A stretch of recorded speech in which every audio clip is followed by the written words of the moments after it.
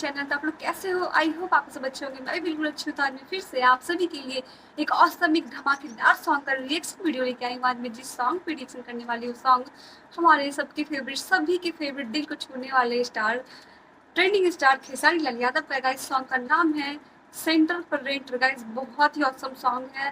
Please guys video को skip मत कीजिएगा, एंड तक देखिएगा। गाइस अगर आप मेरे चैनल पर नए हो, अभी तक चैनल को सब्सक्राइब नहीं किया तो प्लीज गाइस जल्दी जाके चैनल को सब्सक्राइब कर लीजिए, वीडियो को लाइक कर लीजिए, बेल आइकन को प्रेस कर लीजिए। अपने बिना टाइम वेस्ट के वीडियो करते प्लीज देखते कैसा ये सॉन्ग कैसा रहता है मेरा रिएक्शन इसको देखने के बाद।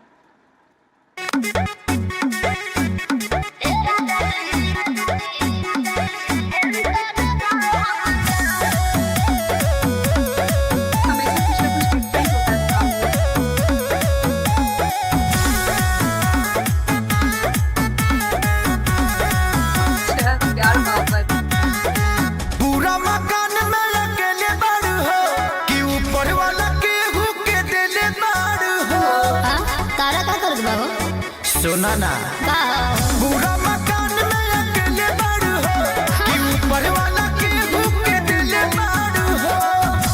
पहिला महला पेंटर रहता ए राजा जी सेंटर पर एंटर रहता ए राजा जी सेंटर पर एंटर रहता।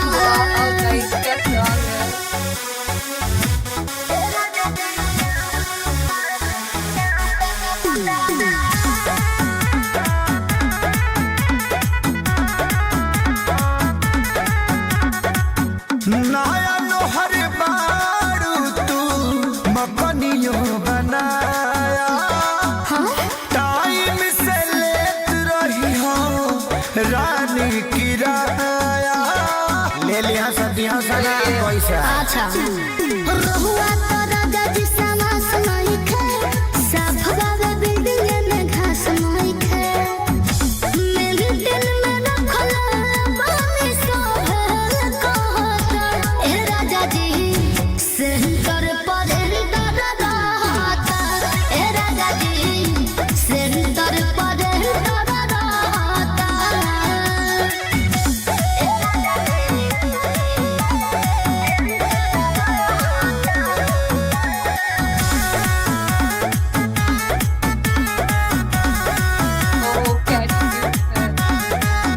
पढ़े वाला लड़का सन के दिहो जानी चाभी भाभी भाभी कही के तो होई है सहाबी।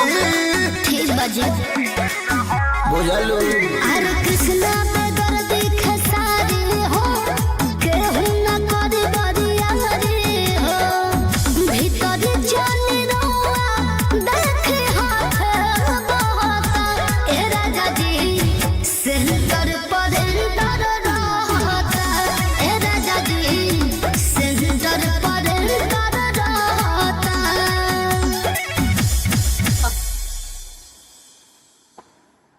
सो गाइज ये था सेंटर पर रेंट। गाइज सॉन्ग बहुत अच्छी थी, मुझे बहुत अच्छी लगी। आपको ये सॉन्ग और मेरी रिएक्शन कैसी लगी कमेंट कीजिएगा। गाइज कमेंट करना मत भूलिएगा। अच्छी लगी तो मेरे चैनल को सब्सक्राइब, वीडियो को लाइक, बेल आइकन पर प्रेस कर दीजिएगा। किसी और न्यू सॉन्ग पे, ओल्ड सॉन्ग पे आपको रिएक्शन चाहिए तो आप कमेंट बॉक्स में मुझे कमेंट कीजिएगा। तो मैं मिलती हूँ नेक्स्ट वीडियो में। Bye bye, take care guys.